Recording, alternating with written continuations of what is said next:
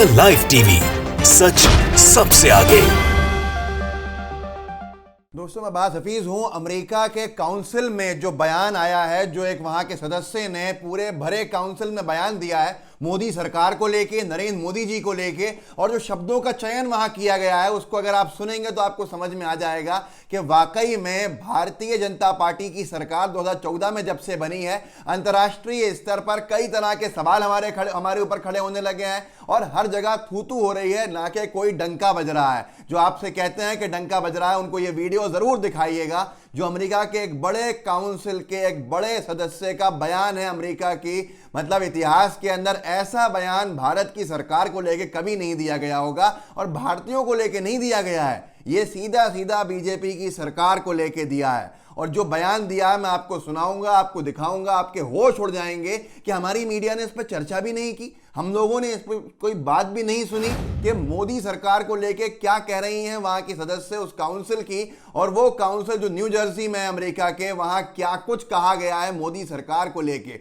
भ्रष्टाचारी कहा गया, सांप्रदायिक हिंसा फैलाने वाला कहा गया, यह तक कहा गया कि एक नैरेटिव सेट किया जाता है कि भारत में सब कुछ सही है, सब चंगा सी, लेकिन उसके पीछे साजिशें क्या हैं और क्यों हमारे लिए चिंता का विषय है, अमेरिका के लिए चिंता का विषय है। आप ये वीडियो देखिए, ये वहां के काउंसिल के सदस्य हैं विजयलक्ष्मी नडार। जो नडार, मिसेस नडार कह रही हैं उसको आप गौर से सुनिएगा, साथ में टेम्पलेट्स चलते रहेंगे। जो वीडियो वो अंग्रेजी में है क्योंकि हमारे बहुत से साथी समझ नहीं पाएंगे, हमारे ग्रामीण अंचल के साथी हैं जो साथ में जुड़े हुए हैं, उनको समझाने के लिए साथ में वो जो कुछ अंग्रेजी में कह रही हैं वो सारा कुछ हिंदी में आपको साइड में सुनते रहिएगा। और उन्होंने शुरुआत इससे की है कि 2014 के मई के महीने से एक ऐसी सरकार आई है भारत में जो कट्टरपंथी है, सांप्रदायिक है, और उसने क्या कुछ किया है वहां पे देखिए, सुनिए।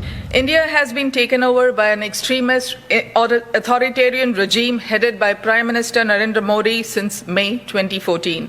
Attempts are on to cover up the extreme degradation of the country and its democratic institutions under Modi to ensure that the international community as well as the Indian diaspora in the US keep the focus away from all that is wrong in the country. Right-wing Hindu groups in the US supporting Modi are not only infiltrating US politics at every level, including the Congress and the Senate, they are also striving to gain acceptance from the Hindu culture to keep up of the facade of all is well. As a born Hindu myself living in the US, I feel compelled to reveal the larger game plan of not just the Indian government under Modi, but also its supporters here in the US. Prime Minister Modi is a product of the RSS, a right-wing paramilitary group inspired by the Nazis. The international wing of the RSS, the HSS, and its allies, including the World Hindu Council of America, Hindu American Foundation, Hindu Students Council, operating in several US universities supposedly to celebrate Hindu culture, are doing exactly the opposite. Modi and his ministers are using Hinduism to spread extreme hate against the minorities, whether it's Muslims, Christians, Sikhs, or Dalits. The hate is being perpetrated to enable his government to get away with mass-scale corruption and looting. 50 million Indians have been pushed into poverty since the COVID crisis, and the Modi government has no answer for them. Modi and his supporters propagate the Hindutva philosophy, which is nothing but saffron terror group not related to Hinduism at all. Modi supporters who have lived in the USA for decades are pushing the radical Hindutva agenda aggressively in every state and city in the US, not endorsed by most Hindus, especially in all Indians, a majority of them Hindus. The US needs to wake up to the prospect of harboring Hindutva without being aware of it. आपने सुना किस तरह की बातें कही गई? अगर आपने पढ़ा होगा तो आपको समझ में आया होगा कि ये डंका बजना नहीं है बल्कि लंका लगना है। सीधा सीधा मिसेस नडार ने अमेरिका के काउंसिल में ये खड़े होकर कहा है, चिंता जताई है कि भारत की जो सरकार है वो एक कट्टरपंथी सरकार है, वो तानाशाही सरकार है, उसने वहाँ सत्ता पे कब्जा कर लिया है और जिसका नेतृत्व वहाँ के प्रधानमंत्री मोदी कर रहे हैं। और ये तक इन्होंने कहा कि मोदी सरकार वहाँ पर संवैधानिक संस्थाओं को अपने हिसाब से डिक्टेट करने की कोशिशें करती रहती है। बार बार ऐसे अटेम्प्ट्स किए जाते हैं जिससे कि वो सांप्रदायिक संस्था जो संवैधानिक संस्थाएं हैं अपनी सांप्रदायिकता को छिपाने के लिए उनका इस्तेमाल करे और उनके उनके जरिए से एक नैरेटिव सेट करे जो अंतर्राष्ट्रीय स्तर पर भी हो कि भारत में कुछ नहीं है, सब कुछ सही है, और फोकस मुद्दों से हट जाए। इस तरह का काम भारत सरकार कर रही है। उन्होंने ये तक उसमें कहा है कि वहां जो अमेरिका में आरएसएस के समर्थित और आरएसएस के जो संगठन हैं, अंतर्राष्ट्रीय संगठन, सीधे सीधे नाम लिया है उन्होंने यहां पर राजनीति में हस्तक्षेप करना शुरू किया हुआ है। यहाँ अमेरिका के विश्वविद्यालयों के अंदर वो लोग अपने संगठन चलाते हैं और भारतीय त्योहार मनाने की आड़ में वो अपने सांप्रदायिकता के नैरेटिव को और एजेंडा को पुश करते हैं। आप सोच सकते हैं कितना बड़ा आरोप है। और यहां तक के आरोप लगाया नरेंद्र मोदी जी को लेकर कि मोदी जी और मोदी जी की सरकार सीधे सीधे तौर के ऊपर धर्म के नाम पर सांप्रदायिकता फैलाने का काम करती है, नफरतें फैलाती है। वहां के अल्पसंख्यकों के खिलाफ सिर्फ और सिर्फ मुसलमान नहीं बल्कि ईसाई, सिख, सब लोगों के खिलाफ ये सांप्रदायिकता का माहौल बनाते हैं ताकि ये भ्रष्टाचार कर सकें और भारत में ये लूट मचा सकें जो ये और इनके मंत्री कर रहे हैं। आप सोचिए, इतिहास में कभी किसी सरकार को लेकर अमेरिका के अंदर ये बातें कही गई होंगी? अमेरिका के काउंसिल में इस तरह के आरोप लगे होंगे हम पे? मुझे नहीं लगता कि इतिहास में कभी भी लगे होंगे। वाकई में जो लोग कहते हैं कि सब कुछ डंका बजने जैसी हालत है मोदी जी का और मोदी जी का वाहवाही हो रही है, उनको ये सारी स्पीचेस सुननी चाहिए जो यहाँ दबा दी जाती हैं। और उस स्पीकर ने, उस सदस्य ने, काउंसिल की मेंबर ने यही कहा है कि संवैधानिक संस्थाओं का गलत इस्तेमाल करके, एक्सप्लॉइट करके ये नैरेटिव सेट किया जाता है ताकि मुद्दे नहीं उठ पाए और बाहर तक कुछ नहीं आ पाए।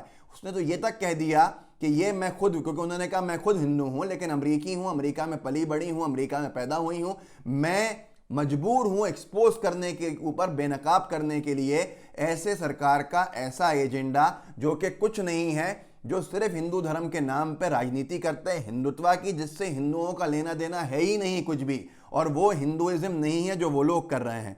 यहां तक उन्होंने कहा कि ये सारी की सारी चीजें जो हैं ये बड़ा मुद्दा है क्योंकि कोविड की महामारी में अपने सांप्रदायिकता की आड़ में इन्होंने अपनी नाकामियों को छिपाया और मोदी सरकार ने भारत के 50 मिलियन लोगों को गरीबी रेखा से नीचे धकेल दिया अपनी नाकामियों की वजह से, जिन नाकामियों को वो छिपाते हैं।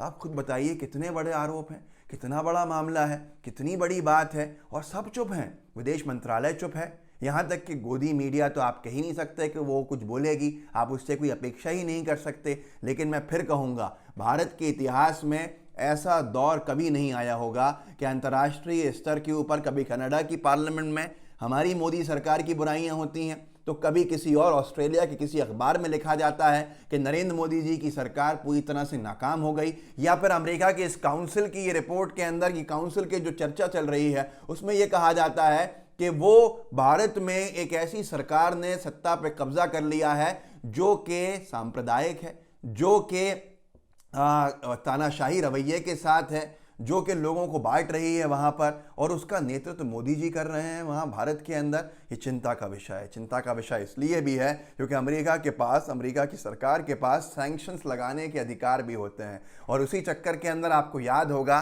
कि मोदी जी की यूएस में एंट्री बंद हो गई थी। क्या फिर से जो बाइडन की सरकार आने के बाद से इस तरह के हालात बनने लगे हैं? मुझे नहीं मालूम, मैं कुछ नहीं कह सकता। लेकिन विजयलक्ष्मी नड्डा का जो बयान है अमेरिका के काउंसिल में, ये चिंता का विषय है। चिंता का विषय इसलिए भी है क्योंकि इसे डंका बजना बिल्कुल नहीं कहते हैं। इतिहास में कभी ऐसा नहीं हुआ होगा। राजीव गांधी जी को लेकर कभी किसी ने ऐसी बात नहीं कही अमेरिका के अंदर। इंदिरा गांधी जी को लेकर कभी किसी सरकार के किसी हिस्से ने, किसी अंग ने अमेरिका में या दुनिया के किसी कोने में ऐसी बात नहीं कही है। ये बहुत बड़ा विषय है, लेकिन कोई इसके ऊपर चर्चा नहीं करता।